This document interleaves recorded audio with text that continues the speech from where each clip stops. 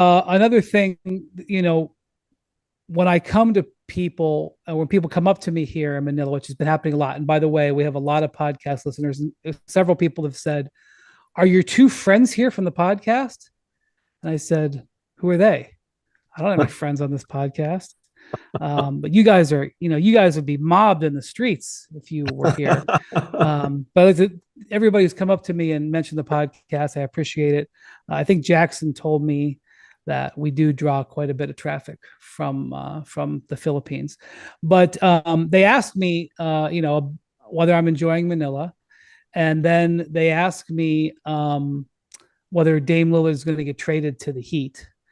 And then they asked me about what's going on with James Harden. They're very educated, and the Filipinos are very online, very on social media. They are very well aware. There's nothing I can tell them that they're not on top of, and they don't know already more. So they, I think, knew about your story, Bontemps, before I knew about it, that Harden, or at least the Players Association, is protesting the fine. So, what you wrote that news story. What can you tell us about the fine and the protest? Maybe you'll be educating me since I'm 10,000 miles away or something.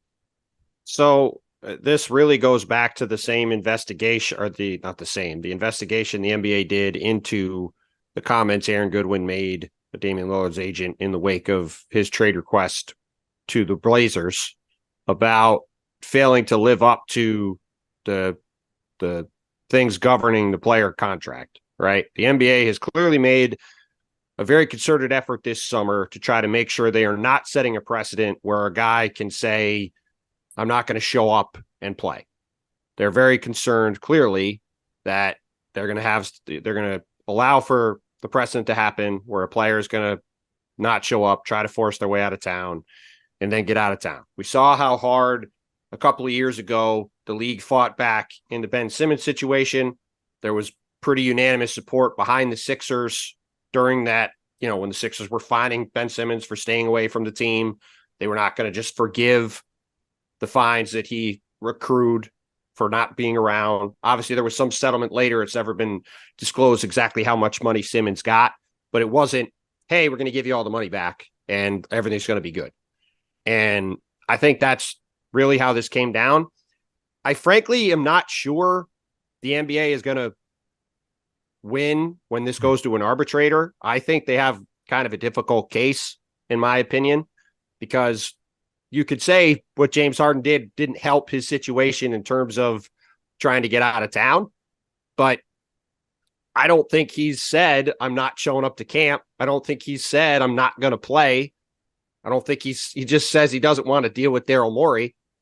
So, you know, fining him for that, you know, maybe they'll win in the arbitration case. Maybe they won't. But I thought it was kind of an interesting move for them to do that. We'll see what happens with the arbitrator. But I think it's very clear whether they win or not, that's what their concern is that they do not, in both the Dame situation and this one, they don't want to create an environment where it's okay for players to say, "I'm not going to play, I'm not going to show up, get me out of here or else," and then have that become an actionable, weaponized threat. Yeah. And that's what their push has been all summer. Yeah, they're trying to get Al Capone on tax evasion here, right? That's exactly right. And I really think that's what this is about, is suddenly Adam Silver wants to get tough. You didn't do anything when James Harden's partying in the middle of a friggin' pandemic during training camp, hanging out with the little baby in Atlanta and Las Vegas, you know, working out with those personal trainers who were so entertaining. You didn't do anything when he blatantly quit on the Nets and forced a trade then. Now you want to get tough? And he did not technically publicly request a trade. And this is where I do think that Harden's going to have a case to push back against the fine here. Number one, he's not being fined for saying Daryl Morey was a liar. If you're going to fine people for saying Daryl Morey's a liar, you're going to have to go back and retroactively fine Chris Paul for saying Daryl Morey told me he wouldn't trade me to Oklahoma City, and boy, here I am with a Thunder uniform on, you know, and like you have to go back through time, and there'll be a lot of charitable donations made.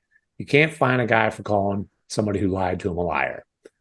The question is, I will never be a part of an organization, whatever the quote was that Daryl Morey's with. Again, is that a trade request?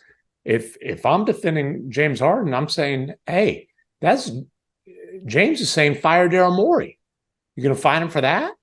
But then you get into this, is it conduct detrimental? Like, there's a lot of leeway here, but again, I just feel like this it's definitely conduct detrimental. But wait a minute. That's a team decision. That's not a league decision. Well, yeah, I'm not sure it is. I mean, I don't know if it's conduct detrimental. I mean, we broke the story that the trade discussions were off. He got asked about it, and he was mad at Daryl Morey. Now, now hold on. He did not get asked about it. He was at a freaking Adidas promotional event. He was doing media. My understanding was he was doing media at the end of it, and he got asked a question, and that was his response to the question. That was what I was told. I don't know if that's accurate or not. You might be right. I think he was. I think he was taking questions. I don't know if it was from media.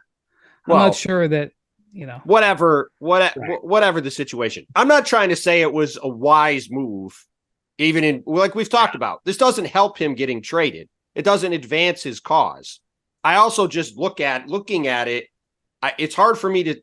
I think the arbitrator. If I'm the arbitrator looking at this, I think I'm siding with the PA and with James Harden because I don't really know what. To your point, even if you want to say it is conduct detrimental, which I don't think it is, certainly from a league standpoint, it would have to be from a team standpoint, and the NBA is not the team. Right. I don't want to get too much into the legalese of this, the difference between the team finding him and the league finding him, but I can certainly understand why the team would think it's conduct detrimental. But from the release that the NBA put out, which I think is important, the NBA, I think, from a public relations standpoint, wanted to get it qualified what James Harden was accusing Daryl Morey of lying about. And that seemed to me to be the point of this press release. And if they have to quietly not take the $100,000 later, I think that's not their biggest concern, even though they're trying to set a precedent. I think their biggest concern is what they put in this press release, which I will read to you in a second. And by the way, the league said that they had interviewed James Harden to acquire this information. The league's investigation, this is from the press release, which included an interview of Harden, confirmed that these comments referenced Harden's belief that the 76ers would not accommodate his request to be traded. In other words, this had nothing to do with the contract that he was, may or may not have discussed a year ago. This was not, in reference to any sort of quid pro quo. They wanted it on the record that him being called a liar was about this. No, to be totally clear, when the 76ers were blatantly tampering with PJ Tucker and Daniel House, which was possible because James Harden was taking less money, in no way, shape, or form did Daryl Morey and James Harden have any kind of understanding about a future contract. Not at all. No, sir. Well, here's what Daryl Morey would say if he was called to the witness stand, is my guess. But I am, as they say in the show Billions, I am not uncertain. What Daryl Morey, I believe, would say is that there have been many times in his career where he has made an agreement to give a player a contract, and he's followed through on that. The most significant one being when Chris Paul, when he came to the Rockets and he picked up his option in his contract so that he could be traded from the Clippers to the Rockets. And then he became a free agent and was given a 5-year max, which I believe Tillman Fertitta, who bought the team in the meantime, please correct me if I'm wrong, MacMahon, but I think Tillman Fertitta, the owner of the Rockets, said something like it's one of the worst contracts he'd ever seen or something like that. Yes. Is that accurate? He said it was the worst contract that he had ever seen in business or sports. Okay. That was that. So he picked up the option. Tillman bought the team for that year. The Rockets had the most wins in the NBA. We're up 3-2. That's the hamstring away. Chris Paul got hurt. The next year, things went a little bit sideways. CP3 wasn't nearly as good. Him and Harden were button heads. And after the next year, it had become the worst contract in business or sports. I understand. The point is that he gave him the 5-year max, and it was a 4-year deal. It was a 4-year deal. Okay. Anyway, the point I think is that Daryl will stand on following through with promises he's made on contracts. Sir, you followed through on your promise after you guys had the most wins in the NBA and Chris Paul was an all-NBA player. Thanks for watching ESPN on YouTube. For live streaming, sports, and premium content, subscribe to ESPN Plus.